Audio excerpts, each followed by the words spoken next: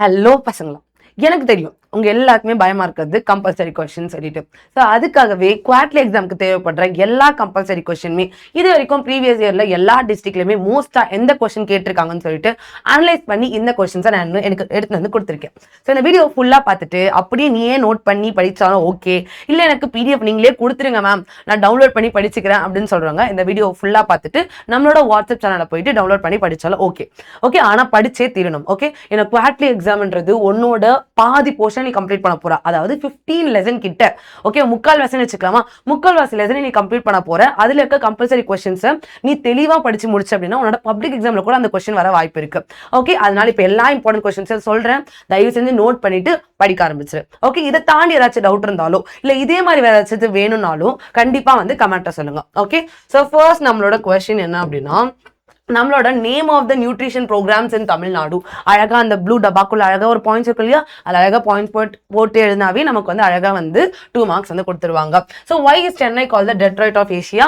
கண்டிப்பா வந்து அந்த 2 மார்க்ல என்னெல்லாம் கண்டென்ட் மார்க் பண்ணி கொடுத்துருக்கணும் அது எல்லாமே வந்து பக்காவா எழுதணும். இந்த மாதிரி கொஸ்டினுக்குலாம் எனக்கு ஆன்சர் ப்ராப்பரா இல்லை மேம், எனக்கு 2 பாயிண்ட் எழுதணுமா 1 பாயிண்ட் எழுதணுமா தெரியல அப்படின்றவங்களுக்கு நம்மளோட குவார்ட்லி ரிவிஷன்ல மறக்காம ஜாயின் பண்ணிக்கோங்க.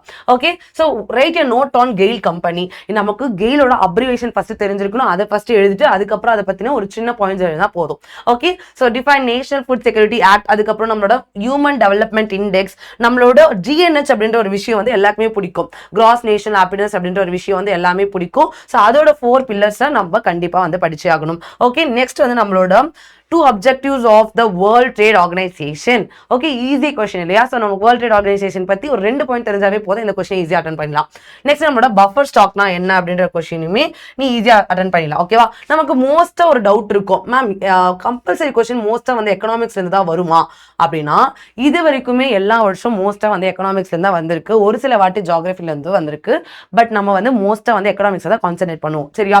ஸோ நம்மளோட write a note on SAIL, write 2 positive impacts of globalisation, what is per capita income. இந்த கொஸ்டின் வந்து நிறைய கொஸ்டின் பேப்பர்ல உனக்கு ப்ரீவியஸ் இயர்ல வந்திருக்கு. அதே மாதிரி நம்மளோட குளோபலைசேஷன் கொஸ்டினும் அதே மாதிரி தான் இருக்கும். ஓகேவா, ஸோ இந்த மாதிரி கொஸ்டின்லாம் வந்து என்ன ஆனாலும் உனக்கு 10 வாட்டி 15 வாட்டி படிச்சு தயவு செஞ்சு மண்டையில ஏத்திக்கும்.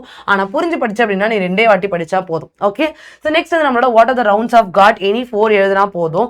அதுக்கப்புறம் நம்மளோட நார்மல் ரேப் ஸ்டேட், அதுக்கப்புறம் நம்மளோட what is fair trade, Marshall plan அப்படின்ற கொஸ்டின் வந்து ஹிஸ்டரி கொஸ்டின் தான். பட் இருந்தாலுமே நம்மளோட ப்ரீவியஸ் இயர் கொஸ்டின் பேப்பர்ல நிறைய வாட்டி அது கேட்டிருக்கிறதால நான் உங்களுக்கு மென்ஷன் பண்ணிருக்கேன். சரியா? ஸோ நெக்ஸ்ட் நம்மளோட வாட் இஸ் கோல்ட் ஸ்டாண்டர்ட், ஒரே ஒரு லைன் தான், அது அழகாக எழுதிட்டாவே போதும். சரியா? நமக்கு what is burst of monsoon என்ன சொன்ன, ஒரு சில வாட்டி நமக்கு ஜியோகிராஃபில இருந்துமே கம்பல்சரி கொஸ்டின் கேட்க வாய்ப்பு இருக்கு. ஸோ அதையுமே வந்து தெளிவா படிச்சுக்கணும். சரியா? So last and final 3 question நான் எல்லாத்துக்குமே வந்து தமிழ்ல வந்து நானே தான் வந்து நான் வந்து டிரான்ஸ்லேட் பண்ணியிருக்கேன். ஸோ ஏதாச்சும் மிஸ்டேக் இருந்துச்சுன்னா தயவு செஞ்சு மேமும் மன்னிச்சுக்கவும். ஓகே, பட் வந்து தமிழ் மீடியம் பசங்க கேட்டுட்டே இருந்ததால தான் நான் வந்து தமிழ்லையுமே வந்து கஷ்டப்பட்டு போட்டிருக்கேன். ஓகேவா? So write a short note வந்து இன்டர்நேஷனல் ஹைவே அப்படின்றதும் ஒரு இம்பார்ட்டன்டான கொஸ்டின் தான். சரியா?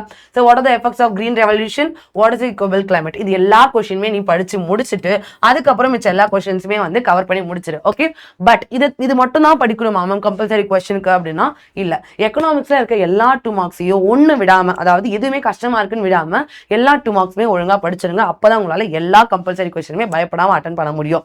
ஓகே, எல்லாம்னா 28th கொஸ்டின் நம்பர். ஓகே, நமக்கு எந்த question number compulsory question number, நம்மளோட 28th கொஸ்டின் நம்பர் தான் நமக்கு கம்பல்சரி கொஸ்டின். ஸோ தயவு செஞ்சு அந்த கொஸ்டினுக்கு நீங்க பப்ளிக் எக்ஸாம்ல பயப்படக்கூடாது அப்படின்னா இப்பவே வந்து அதுக்கு படிக்க ஆரம்பிச்சிருங்க.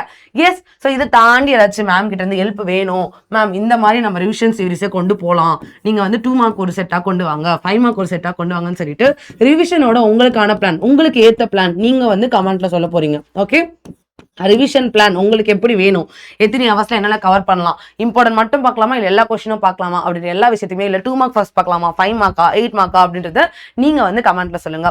ஓகே, தேங்க்யூடா பசங்களா. வேற ஏதாச்சும் மேம் கிட்ட வந்து மேம் இதெல்லாம் தாண்டி எனக்கு சப்ஜெக்ட்ல எப்படி பிரசன்டேஷன் பண்றதுல ஏதாச்சும் டவுட் இருக்கு அப்படின்னு சொன்னாலுமே கண்டிப்பா வந்து கமெண்ட்ல சொல்லுங்க, நான் உனக்கு ரிப்ளை பண்றேன். சரியா? All the best.